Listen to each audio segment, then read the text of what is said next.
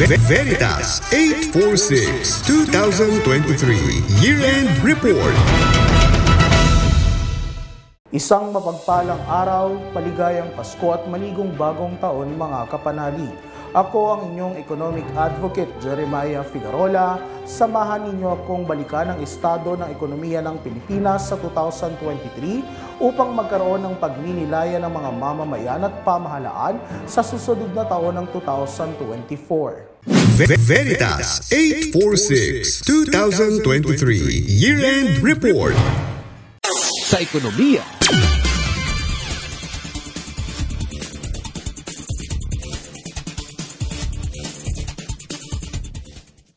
Ngayong taon, mayorya sa mga naranasan ng Pilipino ang suliranin sa ekonomiya, lalo na sa pagtaas ng inflation rate dulot ng mataas na presyo ng pangunahing bilihin at serbisyo. Sa pagsisimula ng taon ay umabot ng inflation rate sa 8.7% na sinasabi ng Philippine Statistics Authority na pinakamataas na bilang sa nakalipas na 14 na taon. Sinundan ito ng magkakasunod na datos na nanatiling mataas kung saan umabot sa 8.3% ang inflation rate para sa unang quarter ng 2023 at 6.03% naman para sa ikalawang quarter ng taon.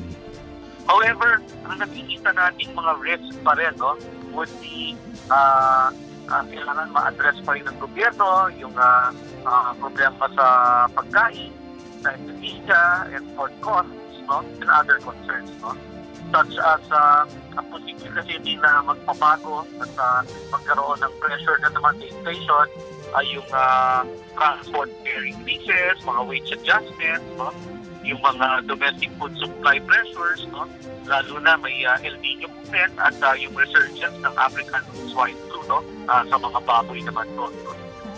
Of course, yung geopolitics could still affect the supply chain and prices. So ito yung mga risks na pwede pa rin maka-apekto sa presyo ng mga bilihin at mga produkto at servisyo. Not only for this month, but for the next few months. Naranasan lamang ng mga Pilipino ang bahagyang pagbuti ng estado ng mga presyo matapos bumaba sa 5.36% ang inflation rate para sa ikatlong quarter ng taon. Sa kasalukuyan, bago matapos ang taon, para sa mga buwan ng Enero hanggang Nobyembre 2023 ay umaabot na sa 6.4% ang kabuuang datos ng inflation rate na higit pa ring mataas kumpara sa datos na dapat ay umaabot lamang sa hanggang 2%. Veritas 846 2023 Year-End Report. Sa ekonomiya.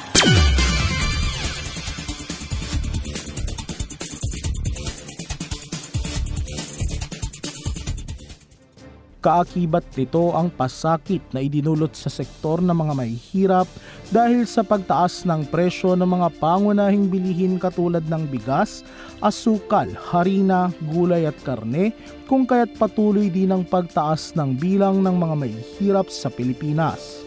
Noong Setyembre, sa mga pag-aaral na isinapubliko ng Social Weather Station o SWS para sa second quarter ng taon ay umabot sa 50% ng mga pamilyang Pilipino o katumbas ng bilang na aabot sa 11.3% milyong pamilya ang nagsasabi na sila ay mahirap. Upang tugunan ang pangamba ng United Nations o UN na nagdudulot ang kahirapan ng iba't ibang uri ng suliranin sa lipunan na katulad ng pagbaba ng estado ng ekonomiya, kagutuman, malnutrisyon at higit na nagpapakahati ng lipunan, ay pinaigting ng simbahan ang mga programa para sa mga mahihirap na Pilipino. Ang Caritas Manila ay patuloy na naghahanda sa World Day of the Poor sa Nobyembre, alam po natin yan. At ito po ay programa ng ating Santo Papa upang pukawin sa kamulatan ng lahat ang kahalagahan ng ating pagmamalasakit sa mga mahihirap.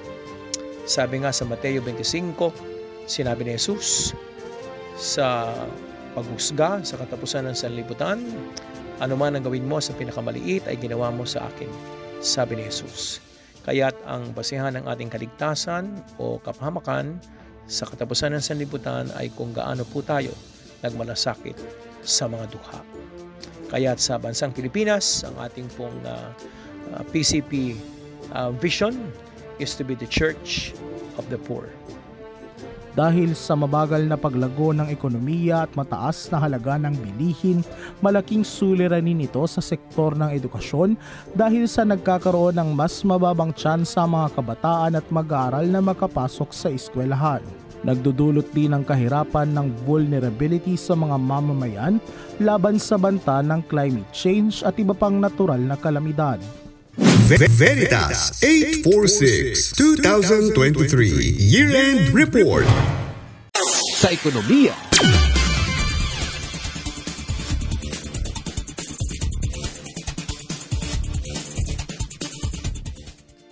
kasabay nito, ngayong taon din ay patuloy ang sektor ng mga manggagawa sa pagpapaigting ng kanilang apela sa pamahalaan upang makamit ang tunay na reformang itataas ang kalidad ng kanilang pamumuhay at pamilyang sinusuportahan. Kabilang dito ang pagsusulong na masunod ang family living wage na nakaayon sa mga pag-aaral ng think tank group na Ibon Foundation na nagsasaad na dapat kumita ang mga manggagawa ng 1,180 pesos na daily minimum wage upang masuportahan ang kanilang sarili at 5 miyembro ng kanilang pamilya.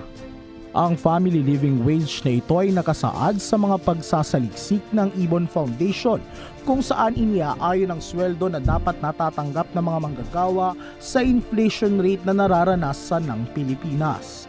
Kaugnay nito, aminado ang simbahan sa nararapat na pagtutulungan ng mga labor group at church organizations upang isulong sa pamahalaan, kongreso at employers na ibigay sa mga manggagawa ang wastong benepisyo.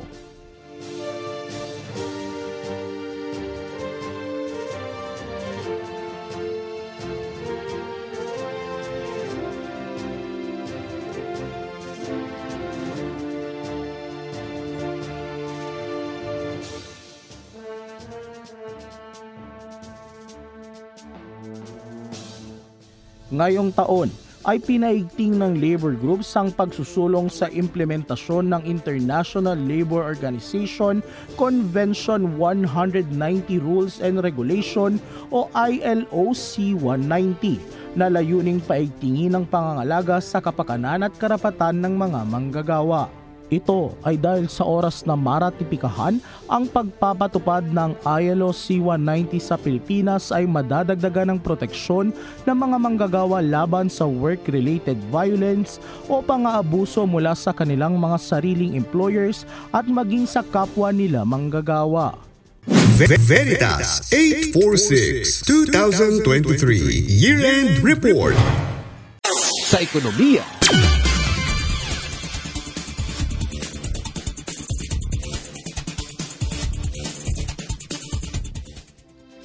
ngayong taon ay naharap din ang sektor ng edukasyon sa iba't ibang suliranin simula sa pag-abot ng 26 na milyon na bilang ng mga enrollees para sa school year 2023 to 2024 na higit na mas mababa kumpara sa 28 milyong mag-aaral noong nakalipas na taon ng pag-aaral.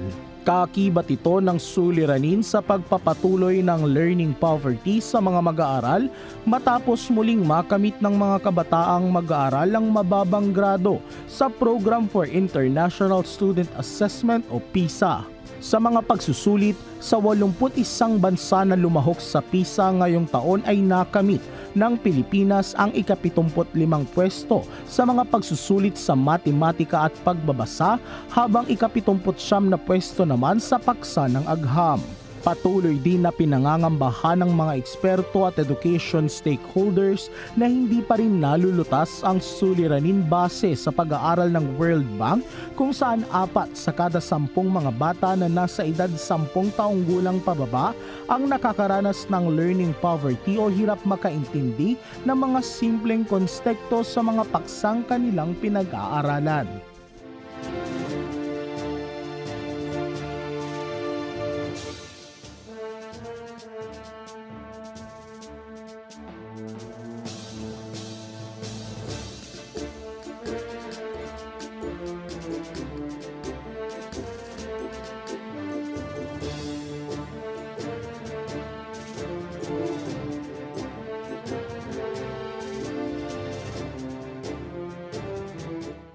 Sinabi ng obispo na malaking hamon ang literacy para sa atin kaya't nararapat na magtulungan ang lahat upang maiangat ang literacy level ng mga learners.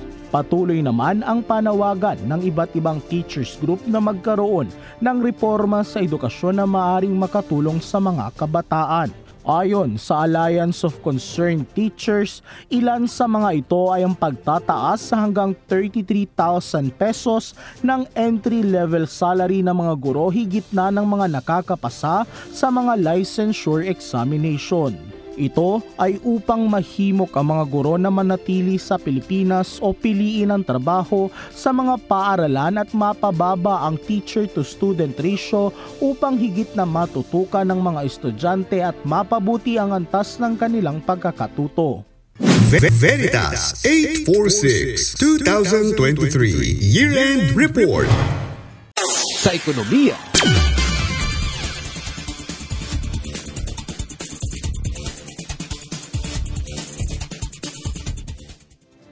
Sa kasaysayan ng Pilipinas, ang agrikultura naman ang pinakamahirap na sektor na pinalala nang hindi masugpo ang problema sa smuggling, kakulangan ng supply ng pagkain dahil sa hoarding, kawalan ng suporta sa pamahalaan, farm-to-market road access at mga cold storage facilities. Kaakibat ito ng mga suliranin na tulad ng natural at man-made calamities kung saan umaabot sa bilyong-bilyong piso ang dulot ng pinsala at panganib sa buhay ng mga mamamayan. Sa datos ng pamahalaan, higit na sa 2 bilyong piso ang nakumpiska ng mga agricultural products na tinangkang ipuslit sa iligal na pamamaraan papasok ng Pilipinas, gayunman ay hindi pa rin naparusahan ng mga likod sa iligal na gawain.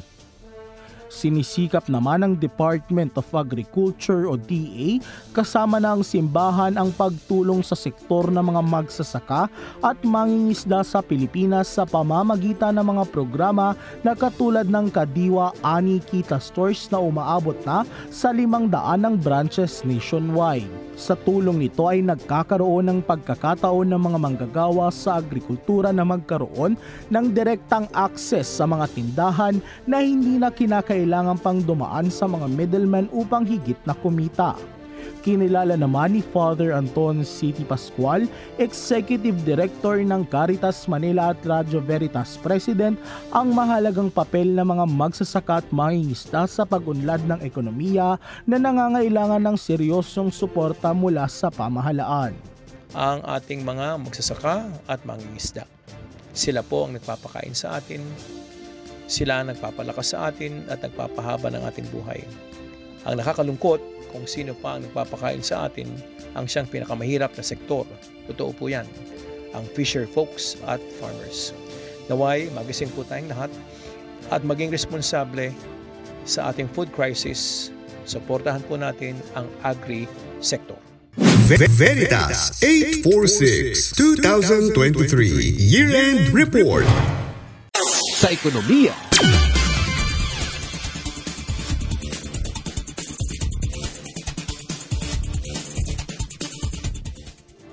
Dagdag pa sa suliranin ng patuloy na paniniil ng China sa Pilipinas sa usapin ng pang-aangkin sa West Philippine Sea na bukod sa naapektuhan ng soberanya ng Pilipinas ay nakaapekto na sa kabuhayan ng mga mangingisda sa lugar.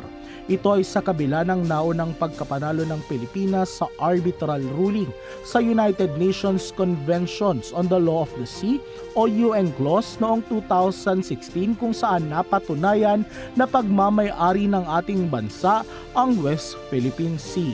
Dagdag pa sa pasakit ang pinsala at pagkalugi sa Pilipinas na idinulot ng patuloy ng pang-aangkin sa teritoryo. Ayon sa pinakabagong pag-aaral ni Dr. Deo Onda ng University of the Philippines Marine Science Institute, sa pagsisimula ng China ng kanilang mga gawain sa teritoryo, kada taon ay umaabot sa hanggang 33.1 billion pesos ang pinsala na idinudulot ng pang-aangkin na ikinulugi ng ekonomiya mga mangingisda sa West Philippine Sea. Halos kada buwan din ay nararanasan ng Philippine Coast Guard, Philippine Navy at mga mangingisda ang mga pangaharas na katulad ng pambobomba ng water cannon sa ating mga barko. Ang pinakabago ay naging pangaharas sa humanitarian aid mission ng Bureau of Fisheries and Aquatic Resources noong December 9 kung saan binomba ng water canyon ang supply boat na dapat sana ay maghahatid lamang ng supply ng pagkain sa 30 hanggang 60 mangingisda sa West Philippine Sea. Kasunod ito ng panibagong pangbubomba ng water canyon noong umaga ng December 10 sa mga barko ng Philippine Coast Guard na nagsasagawa lang sana ng rotation and resupply o RORE mission. Kinahapunan ng kaparehong petsa ay tinangka namang lapitan ng 3 Chinese Coast Guard at Maritime Militia ships ang mga barko ng Atinito Movement West Philippine Sea Christmas Convoy Mothership Kapitan Felix Oca na patungo lang sana sa mga isla ng West Philippine Sea sa Ayungin Shoal at Lawak Island. Napakahalaga po sa puntong ito na tinatawag na yung spiritual dimension ng ating mga response. Kung tayo po ay mas iigting ang panalangin at paghahanap natin ng tamang pagtugon sa pamamagitan ng yung pagkilatis, discernment ng kung anong nais ng Diyos,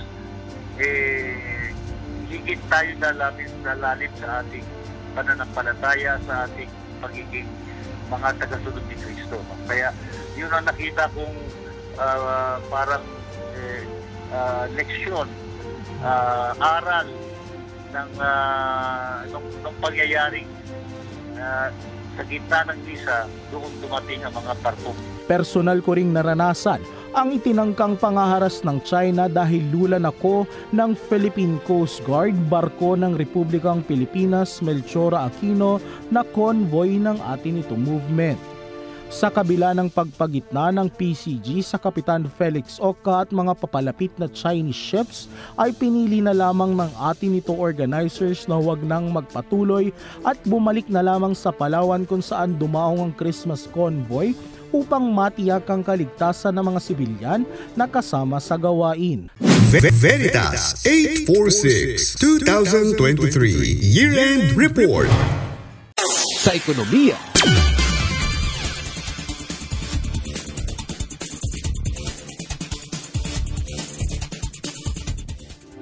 Sa kabila ng paniniil ng China ay patuloy din ang pagpapaigting ng simbahang Katolika sa pakikiisa upang manindigan sa teritoryo na patuloy na inaangkin upang makabalik at mapayapang makapangisda ang mga Pilipinong mandaragat sa lugar.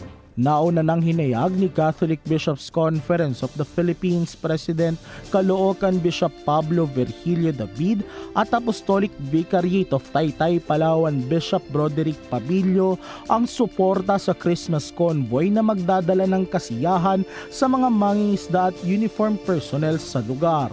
Bilang kinatawan ng Bikaryato ng Taytay Palawan ay pinadala naman ni Bishop Pabilio si Father Raymond Camacho habang hiwalay na naimbitahan si Father Robert Reyes ng Diocese ng Cubao upang manguna sa misang idadaos sana sa West Philippine Sea.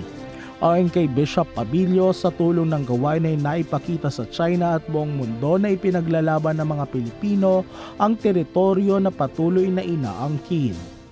Veritas 846 2023 Year-End Report. Sa ekonomiya.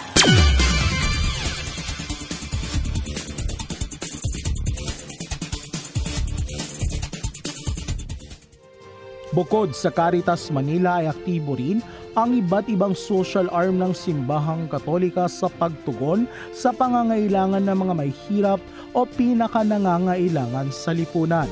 Ngayong taon ay sinulong ng Caritas Philippines ang pagpapalawig ng Alay Kapwa Extended Campaign upang mapalawig ang pagkakaroon ng sapat na pondo ang mga programa na tumutugon sa pangangailangan ng mga nasasalanta ng bagyo, biktima ng malnutrisyon, pangangailangan ng mga scholars at pinakamahihirap.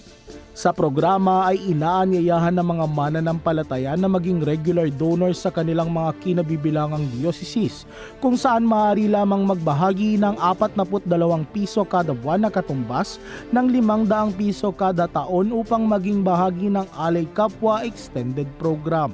Nakatuon naman sa 7 alay kapwa programs ng Caritas Philippines sa pagtugon sa kalamidad, kalusugan, edukasyon, pangkabuhayan, kalikasan, katarungan, panlipunan at kapayapaan at pati na rin ang kasanayan. Itinampok rin ng Caritas Philippines ang pamilya program na hindi lang pinapakain ng mga malnourished na bata.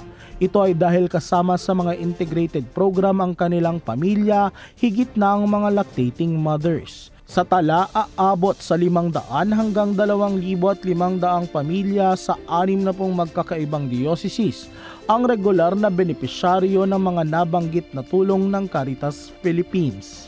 Noong 2022 bilang bahagi ng malawakang pagtulong ay umaabot na sa 500 milyong piso ang nailaang pondo ng Caritas Philippines para sa kanilang mga programa. Veritas 846 2023 Year-End Report. Sa ekonomiya.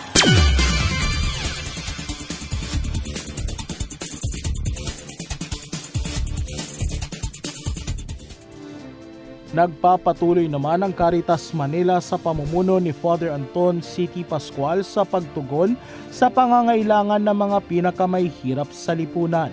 Bukod sa Metro Manila ay nakarating na din ang pagtugon ng social arm ng Archdiocese of Manila sa iba't ibang bahagi ng bansa, katulad ito ng mga Integrated Feeding Program, Livelihood Education, Youth Servant Leadership and Education Program o YSLEP. Layunin ng Caritas Manila na muling makamit o mahigita ng 75,000 bilang ng mga bata na napakain noong 2022 at natulungan na makabawi at makaahon mula sa suliranin ng malnutrisyon. Kaakibat nito ang mga livelihood programs na katulad ng self-help groups o SHEG na nagtuturo naman ng abilidad o kasanayan sa mga benepisyaryo na maaari nilang magamit sa pagtatayo ng sariling kabuhayan o pagtatrabaho. Para naman sa mga YSLEP scholars, ikinagalak din ni Father Anton C.T. Pascual kasama ang mga bumubuo ng programa na para sa school year 2022 to 2023 ay umabot sa mahigit 1,600 ang bilang ng mga mag-aaral na napagtapos sa kolehiyo hindi lamang sa Metro Manila kundi sa iba't ibang bahagi ng Luzon, Visayas at Mindanao. Upang masuportahan ang mga programa ng Caritas Manila ay pinaigting ng segunda mana ang panghihimok at pagbebenta ng mga second-hand items. Sa buong Pilipinas ay umaabot na sa 40 ang bilang ng mga pangunahing segunda mana stores. 10 dito ay mga parish kiosk at 4 naman ang bahagi ng mga long-term bazaar. Sa Metro Manila, maaaring matagpuan ang mga segunda mana outlets sa Caritas Manila Compound sa Pandacan, Manila, Riverbank Center sa Marikina City, Makati Square, Star Mall Shaw Boulevard, Isitan sa Recto Manila at sa Santa Lucia East Grand Mall naman para sa Cainta, Rizal. Sa tala sa pagitan ng 2008 hanggang 2019 ay umabot sa 329 milyong piso ang pondong nalikom ng segunda mana outlets na bukod sa YSLEP program ay nailaan rin sa mga programa ng pagpapakain sa mga mahihirap at malnourished na bata. Veritas 846 2023 Year-End Report. Mga kapanalig, sa kabila ng mga suliranin na kinakaharap ngayong taon ng sektor ng ekonomiya, ay sama-sama nating salubungin ng bagong taon dala ang bagong pag-asa na uunlad, babangon at higit pang tatatag ang ekonomiya ng bansa. Nakakatiyak din kayong patuloy ang Simbahang Katolika sa pag-agapay sa mga mahihirap at iba pang sektor na mangangailangan. Higit na sa mga ito ay ang mga masasalanta ng kalamidad, nagugutom at kinakailangan ng pag-aalaga. Muli ako ang inyong economic advocate Jeremiah Figueroa, bumabati ng maligayang Pasko at manigong bagong taon. Sumainyo ang katotohanan. Veritas 846 2023 Year-End Report.